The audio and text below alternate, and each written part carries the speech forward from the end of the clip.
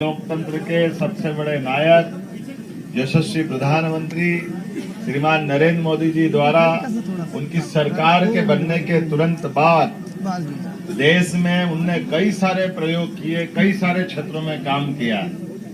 वास्तव में मोदी जी ने अपने कामों के बलबूते पर भारत के अंदर एक प्रधानमंत्री के दृष्टिकोण से सकारात्मक ऊर्जा की धारा का प्रवाह प्रारंभ किया। जीवन के अलग अलग क्षेत्रों में इतना बड़ा देश और इतनी विविधता में मन की बात के माध्यम से वो लघु भारत अपने सामने उपस्थित कर देते हैं। उत्तर दक्षिण पूर्व पश्चिम भारत के विविध प्रांतों में क्या क्या चल रहा है और क्या क्या चलना चाहिए, किन किन बातों से प्रेरणा लेना चाहिए, भविष्य के कौन से जवाबदारी वाले विषय सामने आ सकते हैं और उनमें हमारी भूमिका क्या होगी। कितना अच्छा लगता है कि क्रिकेट खेलने वाले बच्चे भी संस्कृत भाषा, देव भाषा के माध्यम से वो अपने भाव का अभिव्यक्ति और भाषा का उपयोग कर रहे हैं। न केवल क्रिकेट, संस्कृत में गीत भी तो देव भाषा को बढ़ाने का मुद्दा हो। कॉफी के उत्पादन से लेकर कॉफी के टेस्ट तक हमारे क्षेत्र के प्रत्येक विषय को लेकर के माननीय मोदी जी हर बार मन की बात में वो सारे प्रेरक प्रसंगों को सामने रखते हुए वंदे मातरम की बात करके उनने हमको प्रेरित किया, जिसके बलबूते पर एक शब्द ने देश की आजादी की ललक 150 साल पहले बंकिम चंद्र चट्टोपाध्याय जी के माध्यम से, और ये तो हम सबको भी पहली बार जानकारी आई है।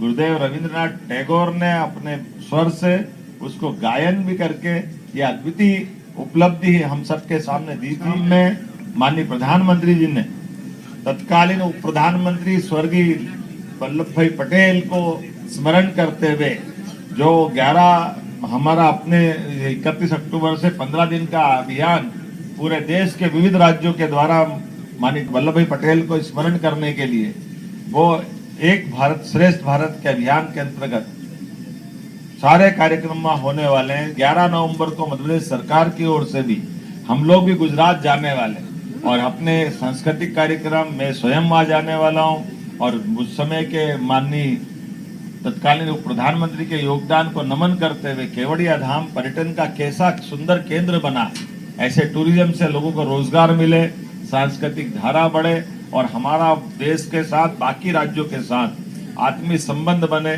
ऐसे कई प्रयोग माननीय मोदी जी ने चलाए हैं। हमारे ये त्योहार दिवाली के बाद कितने प्रकार से आनंद देते हैं इसका एहसास होता है और छठ मैया के माध्यम से अपने उस भारतीय परिवार परंपरा में माताएं बहनें निराहार होकर के अपने सुहाग की, अपने परिवार की, सबकी सदिच्छा शुभेच्छा, उनके जीवन की लंबी आयु होने की कामना करते हुए पारिवारिक भारतीय संस्कार की धारा और मसाल प्रज्वलित करती है। मेरी अपनी ओर से छठ पर्व के इस अवसर पर भी सभी को बधाई। यहाँ इस स्कूल में मुख्यमंत्री का आना का क्रम जारी है, मैं आपको भी बधाई देता हूँ। और ये स्कूल ने अपनी एक साख बनाई है सबके बीच शिक्षा की धारा के साथ भविष्य की पीढ़ी को लेके चलने का ये जो संकल्प है ये मन की बात को और सार्थक करता है। मैं आपके माध्यम से मोदी जी को भी धन्यवाद देता हूँ उनके निमित्त हमारा भोपाल के अलग अलग क्षेत्रों में, और रविंद्र यति जी को भी धन्यवाद देता हूँ, आशीष जी और भगवान दास जी को। भोपाल की पूर्व राजधानी भोपाल रियासत की वो जगदीशपुर है, तत्कालीन समय में इस्लामपुर कहते थे, लेकिन अद्भुत बनावा वहाँ का टूरिज्म और हेरिटेज वाकई हम सबको आकर्षित करता। अगली बार कभी मौका मिले तो आप भी जरूर जाइएगा। एक दो जानकारी आपको जरूर देना चाहूंगा। 1 नवंबर को हमारा मध्य प्रदेश का स्थापना दिवस है और इस बार 1 नवंबर पर जुबिन नौटियाल का भी एक कार्यक्रम हम करने वाले लाल परेड ग्राउंड पे, और उससे बढ़कर सम्राट विक्रमादित्य का महानाट्य का मंचन भी भोपाल में होने वाला 2 और 3 नवंबर को।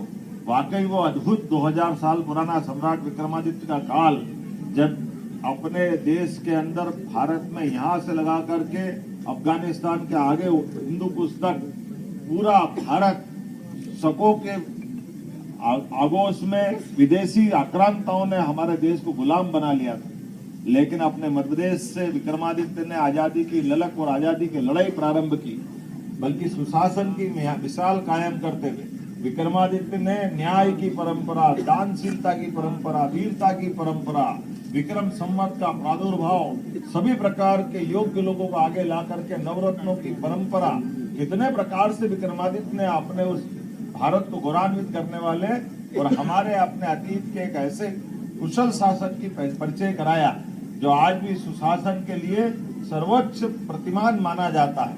तो हमारे उस विक्रमादित्य के काल को पुनः सबके सामने मंचन कराते हुए लाल परेड ग्राउंड पे दौड़ता हुआ बच्चा घोड़ा लेकर के मैदान में भोपाल में वो उस युग को पुनः जीवंत करने का प्रयास करेंगे, जब विक्रमादित्य के जन्म से लेकर के राज्य रोहण तक की उनकी सारी गाथाओं को एक बार फिर अपनी आंखों के सामने देखने का यह अद्वितीय मौका है।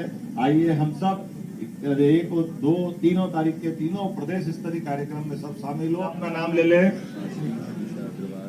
भारत माता की सेवा और सम्मान के लिए ये संकल्प लेता हूं कि अपने दैनिक जीवन में अधिकतम भारतीय उत्पादों का उपयोग करूंगा और आयातित वस्तुओं की जगह देसी विकल्प अपनाऊंगा। घर, काम और समाज में भारतीय उत्पादों को प्राथमिकता दूंगा। गांव किसान तथा कारीगरों का समर्थन कर स्थानीय उद्योगों को बढ़ावा दूंगा। युवाओं और बच्चों को स्वदेशी अपनाने के लिए प्रेरित कर नई पीढ़ी तक इसका महत्व पहुंचाऊंगा। पारिवारिक और सामाजिक जीवन में भारतीय भाषाओं का प्रयोग करूंगा। पर्यावरण के प्रति सजग रहकर स्वदेशी और प्रकृति अनुकूल उत्पादों का प्रयोग करूंगा और देश के पर्यटन स्थलों को प्राथमिकता दूंगा। बहुत बहुत धन्यवाद। भारत माता की जय। हर घर स्वदेशी। आप बोलना घर घर स्वदेशी। हर घर स्वदेशी। हर घर स्वदेशी।